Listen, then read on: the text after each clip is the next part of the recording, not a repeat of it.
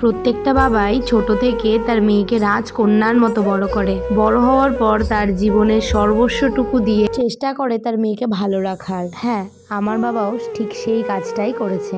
আমার বাবা নিজের জীবনের সর্বস্বটুকু দিয়ে সামর্থ্যের বাইরে গিয়েও আমার শখ পূরণের চেষ্টা করেছে। শুধু চেষ্টা বলবো না, আমার সমস্ত শখ আমার বাবা পূরণ করেছে। স্বপ্ন দেখতাম ঠিকই যে আমার বিয়েতে ঠিক এইভাবেই আমার বাড়ি, আমার পাড়া আলোতে সাজবে। মনে মনে চিন্তা করলেও কখনো স্বপ্নেও ভাবিনি এটা আসলেই সত্যি হবে। রেজিস্ট্রি, এঙ্গেজমেন্ট থেকে শুরু করে বিয়ে পর্যন্ত আমার বাবা কোথাও কোনোটার কমতি রাখেনি। তো যাই হোক, এখন বাজে ভোর 3টে আর এটা ছিল আমাদের বিয়ের খাবারের স্টল।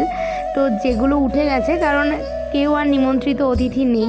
আমরা বাড়ির কটা লোক, অর্ধেক লোক ঘুমিয়ে পড়েছে, অর্ধেক লোক জেগে আছে। আর এইটা ছিল আমাদের খাবারের প্যান্ডেল। দেখো, ডেকোরেশনটা নিয়ে আমার নতুন করে সত্যি কিছু বলার নেই। আমার প্রচণ্ড প্রচণ্ড প্রচণ্ড পছন্দ হয়েছে, আমার আশারও বাইরে এটা। আর আমাদের বাড়িতে যেহেতু জায়গা ছিল, সমস্ত প্যান্ডেলটা আমাদের বাড়িতেই হয়েছিল। দেখো, এখানে ছাদনাতলা, ওইদিকে বর বসার জায়গা, আর ডান দিকে একদম খাবারের জায়গা। খাবার খেতে বসেও লোকে বিয়েটা কিন্তু ঠিকই দেখতে পেয়েছে। আমার এই সিস্টেমটা খুব পছন্দ হয়েছে। জানো তো, সেই সময় আমার মনে হচ্ছিল আমি যেন স্বপ্ন দেখছি, কিন্তু ওটা বাস্তবেই ছিল আমার 8 বছর ধরে দেখা স্বপ্ন পূরণের সেই রাত। আমি নিজেকে ভাগ্যবতী মনে করি, কারণ আমি দুই পরিবারের আশীর্বাদ নিয়ে আমাদের বিয়েটা এত সুন্দর। তোমরা যদি জানতে চাও আমার বিয়ের এই ডেকোরেশন কে করেছে, তো তোমাদের সাথে স্ক্রিনে আমি শেয়ার করে দিলাম, তোমরা কন্ট্যাক্ট করতে পারো।